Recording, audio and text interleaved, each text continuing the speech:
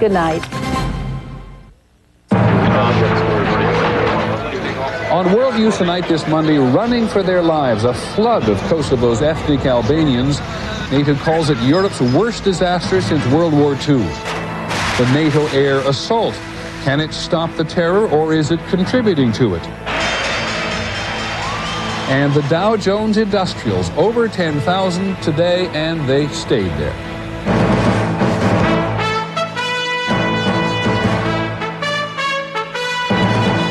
From ABC News World Headquarters in New York, this is World News Tonight with Peter Jennings. Good evening. There is no question now that the Serbian campaign of terror against the ethnic Albanians in Kosovo is more intense and more devastating now than it was before the NATO alliance began to attack the Serbs.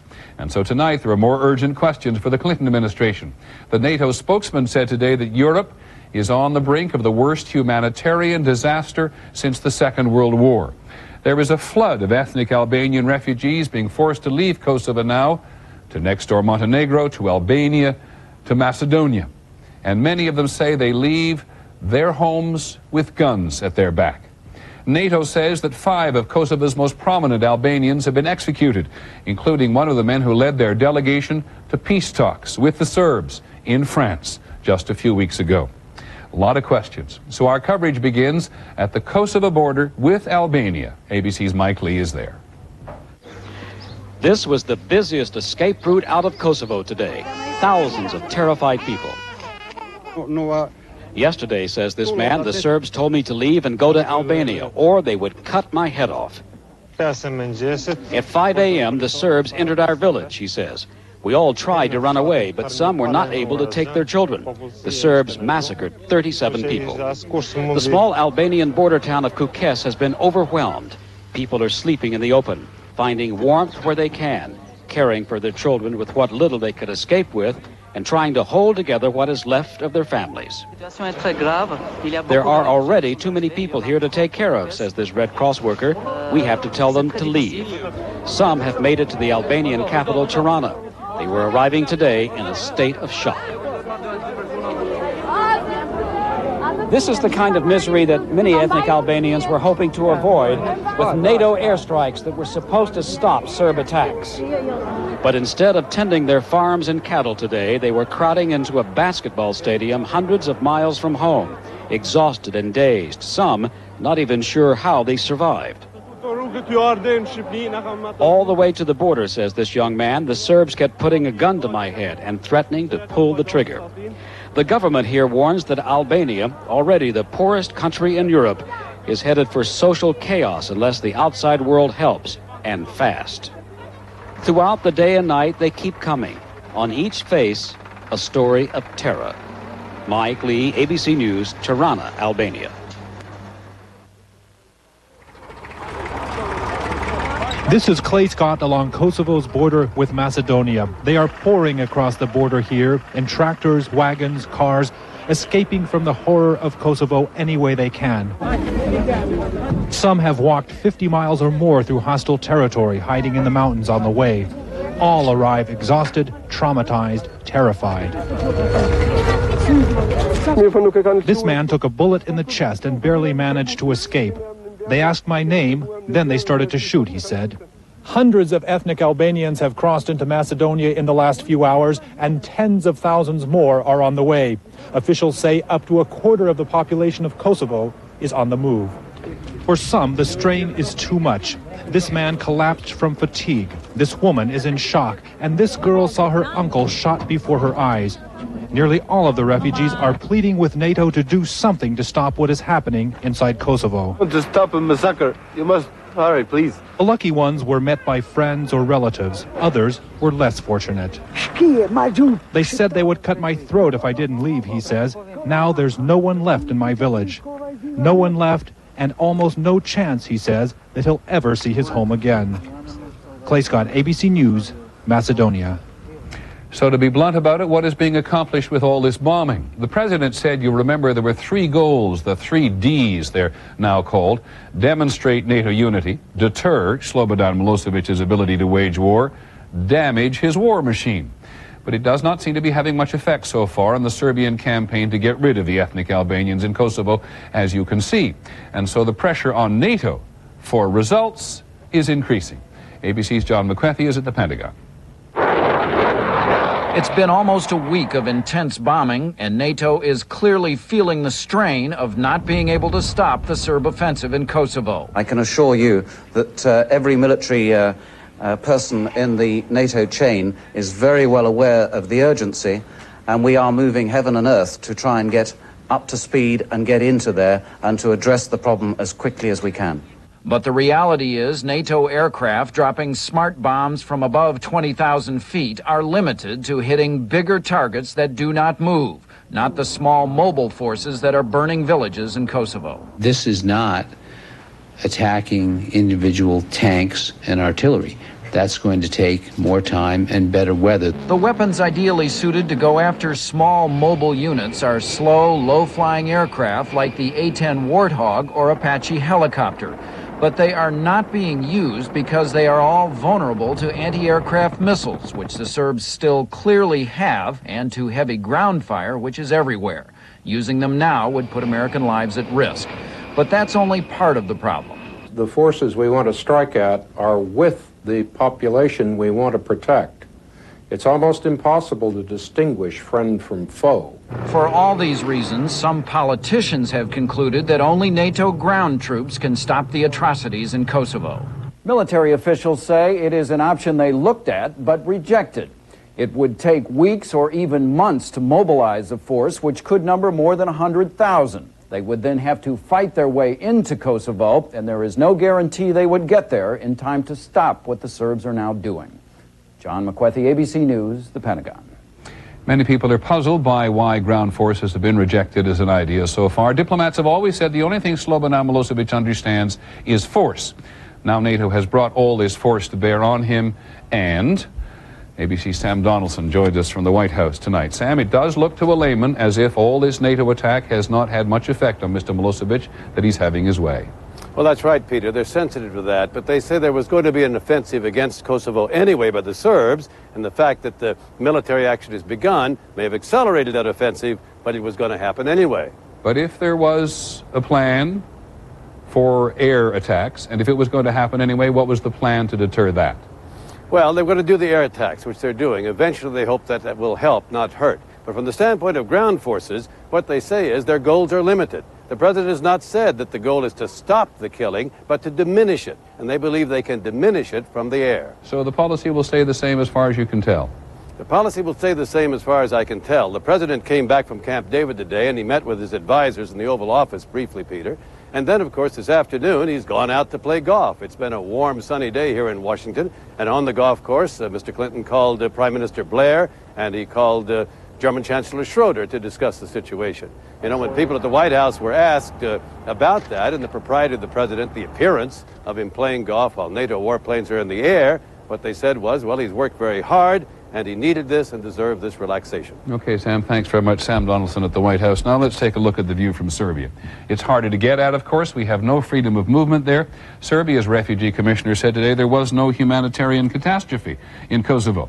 And Serbian television has been focusing its cameras in Kosovo on the damage caused by NATO, a police headquarters and a military barracks in flames. Serbia is, as we've said in the past, the largest of the two republics left that make up Yugoslavia. The other's Montenegro. In both places, the Yugoslav president, Slobodan Milosevic, is getting a major boost from the NATO airstrikes. ABC's Sheila McVicker is in Montenegro's capital. There is now a demonstration every day in front of the closed American Cultural Center here. And every day it grows larger and louder. The people here have never supported Serb ethnic cleansing in Kosovo. But now they chant, "We too will go to Kosovo. It is the soul of our people." Until last week, there was still some feeling of goodwill towards the United States, and many were opposed to the policies of Slobodan Milosevic. The airstrikes have started to change that. These strikes have done nothing but make Milosevic stronger and stronger, she says. People feel they must defend their country. In the Serbian capital Belgrade, they are getting used to running for air raid shelters and getting used to hours spent underground, nights and now days, even birthdays, passed in shelters.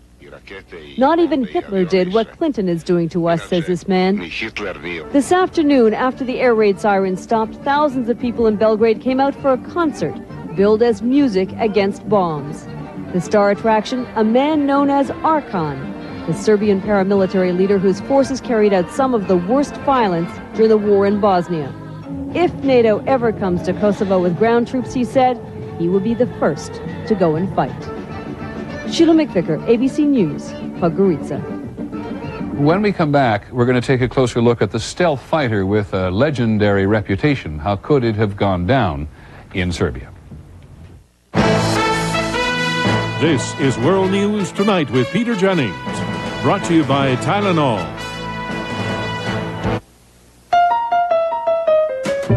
These hands have been trusted with many a small head.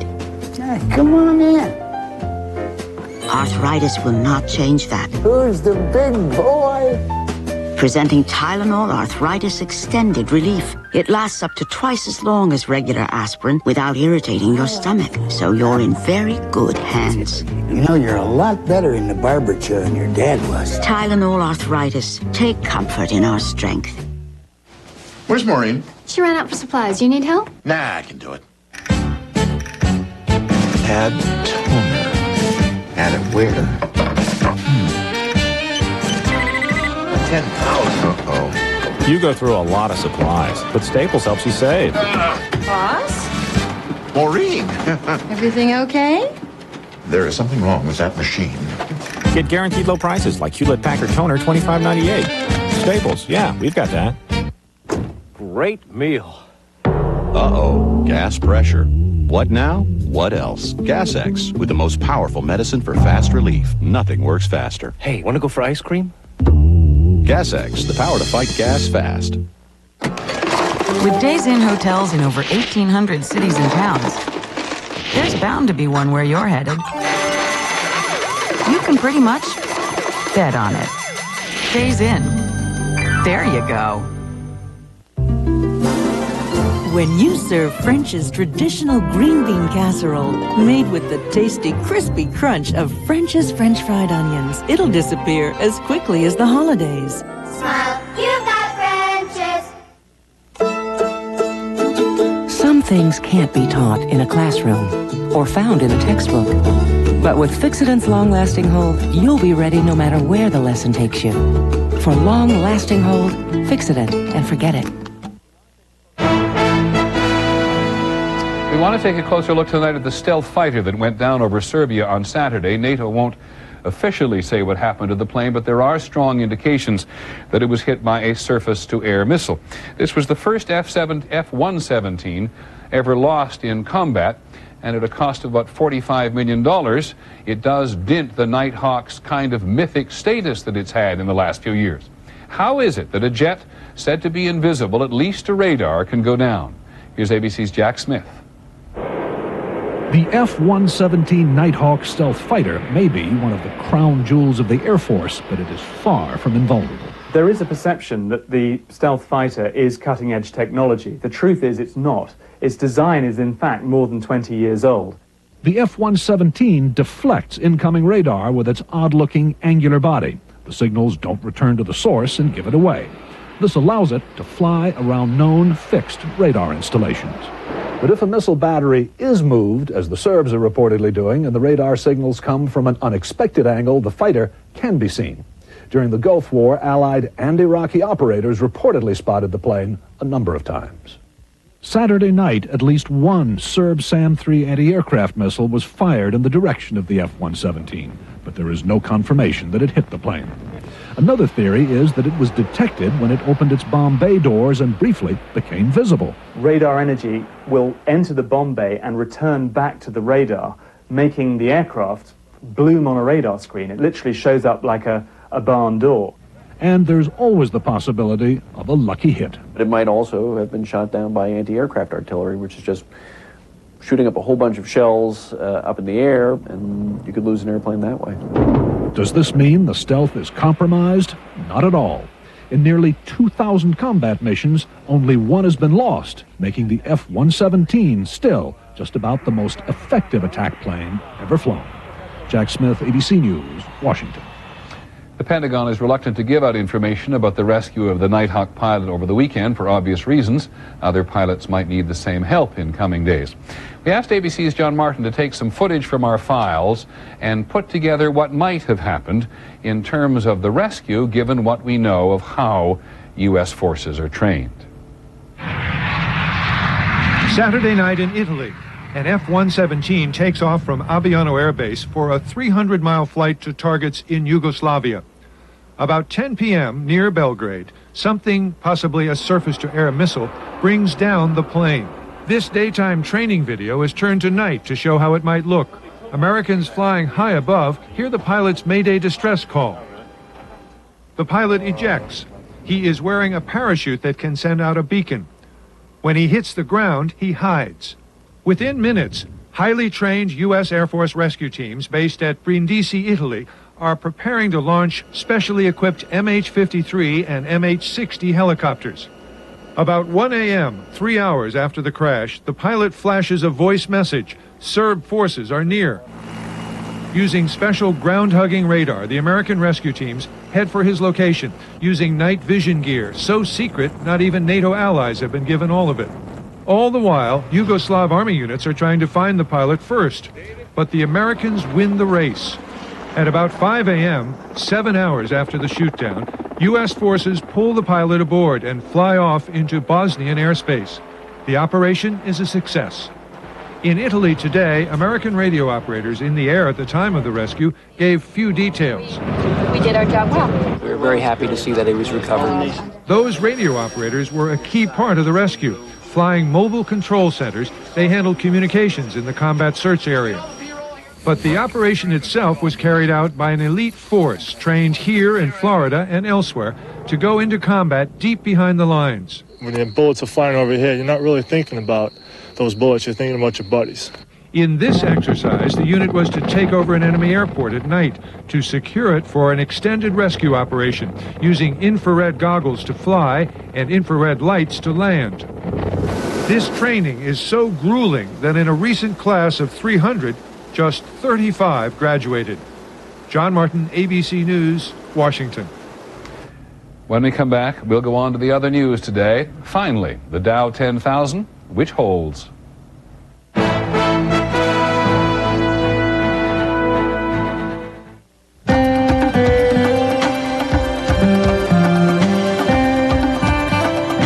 Nature made me a person of many parts. Nature made me determined to make all of them last. And thankfully, to help, there are premium quality nature-made vitamins and herbs, like vitamin E, which research shows can help keep my heart healthy. There's no stopping me, because nature made me. Nancy will have to see from near to far almost 1,000 times today. Her eyes will focus on 40 labels, 60 charts, and 100 smiles. And in all that time, she'll never once think about the science that allows her to focus instantly at all distances. Nancy just knows that her Verilux lenses help her see better. And for her, that's a very comforting thought. Verilux, the comfort of better vision. For more information, call toll-free 1-800-VERILUX. Tylenol House Call. Information for healthy living. Well, it started in my hand. Now I feel it in my knee. Kay Cook is one of over 20 million Americans with osteoarthritis, the most common form of arthritis. Researchers have discovered that the pain and stiffness of osteoarthritis are not caused from inflammation, as once thought, but from the gradual wearing down of cartilage, the shock-absorbing tissue in the joints. I was surprised when the doctor told me it wasn't inflammation. If you have osteoarthritis, what should you do? Experts recommend exercise for strength and flexibility. And if you have pain, experts recommend the medicine in Tylenol Arthritis Extended Relief first. Tylenol Arthritis works up to twice as long as regular aspirin without the risk of stomach irritation. I have arthritis, but I don't let it stop me. If you have the symptoms of arthritis, talk to your doctor. You can get relief. Tylenol House Call is brought to you by Extra Strength Tylenol. Well, it did qualify as an historic day on Wall Street today. The Dow Jones Industrial Average went over 10,000 and it stayed there through the market close. The Dow was up more than 184 points to finish at 10,006. There it is. The Dow is made up of just 30 stocks, as we've said before. It's a very powerful symbol for the market. On today's symbolism, ABC's Betsy Stark. At the closing bell, there were cheers and souvenirs. Momentum for the final push came from a familiar source, a fresh round of merger talks. Talks between BP Amoco and Arco drove oil stocks higher, including Chevron and Exxon, 2 of the 30 companies in the Dow average. Reports that British drug giant Glaxo is searching for a partner, possibly Bristol Myers, gave drug stocks a boost. Johnson & Johnson and Merck, both part of the Dow, posted healthy gains. So far, the conflict in Kosovo, a potential negative for the market, has been a non-event on Wall Street. More influential today was the outlook for interest rates. The Federal Reserve meets tomorrow, and the consensus on Wall Street is that it will leave rates unchanged. One more reason for the rally past 10,000 today. Betsy Stark, ABC News, New York. The biggest computer virus attack in history is underway. The virus is called Melissa. It began in Europe, and it is causing everything from email inconvenience to complete computer breakdowns. Here is ABC's Gina Smith. Since it first hit on Friday, the virus has spread to 80% of Fortune 500 companies and at least 100,000 individual computers. I think of all the viruses I'm aware of, this is the worst potential impact on organizations that I've seen. You get the virus through an email with an infected document attached. Once it is in your computer, it spreads by automatically sending itself to 50 people on your email list. Each of their computers sends it to 50 more people, and so on. It's gone from here to New York, through Denver, and every site in between.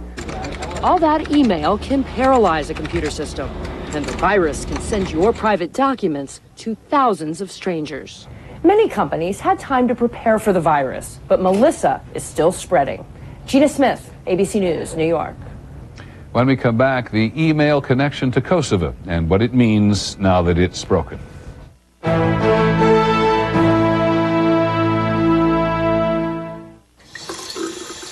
With Days Inn hotels in over 1,800 cities and towns, you never think about where to stay.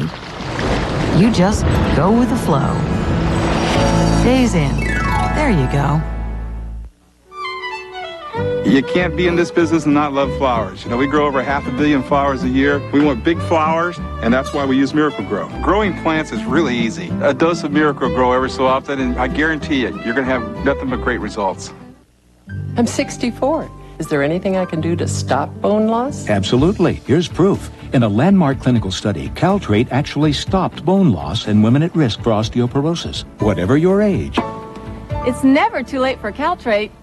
We never thought we'd use OnStar for snakes. I just hate snakes. Yeah, traveling through Arizona, we blew a front tire. It shot off the road, and I looked down at the ground. It is crawling with rattlesnakes. It was unbelievable. I pushed the OnStar button. Within seconds, the OnStar advisor pinpointed our location and sent a tow truck. Call the paramedics. Yeah, and kept talking, because we hate snakes. Yeah. The one-touch connection to people who can help. OnStar. Call 1-800-OnStar-7. I'm gonna live forever. I'm gonna ruin your shirt. Stay, baby, remember my name. The amazing new Maytag Neptune washer. With its Turbo Clean Wash system, it actually has the power to remove stains. Say goodnight, stains. I wanna live forever. Now in a super stack. Frequent heartburn. Is it worse at night, especially after dinner? Mm-hmm. Have you treated it, even changed your diet, but still suffered 2 or more days a week? Mm-hmm. Has your heartburn been a persistent problem for you? Uh-huh. Your heartburn may be due to a potentially serious condition called acid reflux disease. Ask your doctor about Prilosec. For many people, 1 capsule daily provides 24-hour complete heartburn relief. Ask your doctor about Prilosec and if it's right for you. The most common side effects are headache, diarrhea, and abdominal pain. Want 24-hour heartburn relief with 1 daily dose? Ask your doctor about the 24-hour complete heartburn relief that's possible with Prilosec. Be careful, it is hot.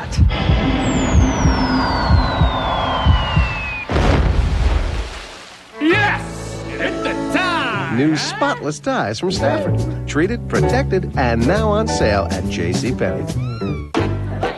For the perfect blend of silk and wool, slip into Stafford Silk Blend Sport Coat. Now $129.99 during the spring sale at JCPenney. Hey, who had the houndstooth? Millions watched the premiere. Even critics are laughing at The Norm Show. I love you. Can I call you Daddy? So Wednesday, join the party and watch ABC's newest hit. Hey, hi everybody. Another great reason to watch Wednesday night, The Norm Show. ABC a Wednesday. Finally from us this evening, so far away from war and yet so close. Anyone who's been in a war zone knows what extraordinary anxiety there is for people a long way away. This is true tonight for Serb Americans whose relatives may be under NATO attack, and it is true for Albanian Americans. Here's ABC's Deborah Amos. For Albanian Americans, the war in Kosovo has been as close as a computer screen until today. It's coming from Pristina. The daily emails from family back home have all but stopped. The fact that you can't communicate with them, it's even more concerning because you don't know whether they're alive or not, and it's really disturbing.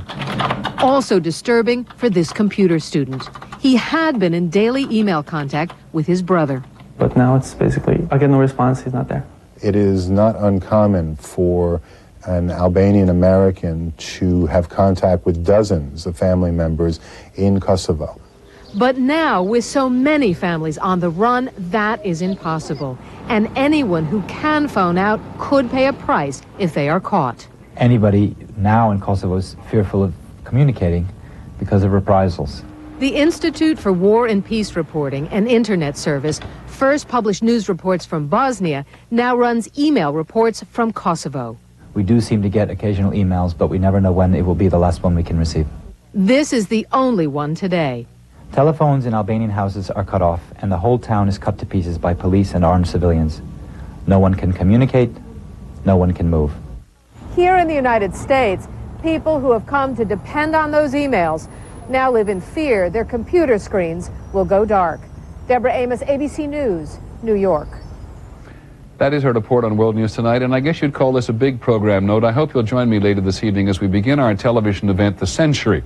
Over the next couple of weeks, we'll look at the remarkable moments of the last 100 years. Tonight, Charles Lindbergh's astonishing voyage across the Atlantic, a lot you do not know, and how it ultimately led to the moon and beyond. 9 o'clock, 8 Central Time.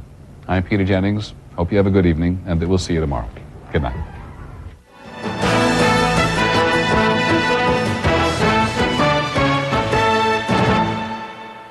Tomorrow, men in blue sworn by a code to protect and serve. But what happens when public trust is broken by excessive force? Watch ABC's World News Tonight with Peter Jennings.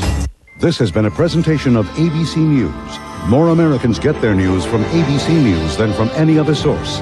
ABCnews.com, now a part of the GO Network.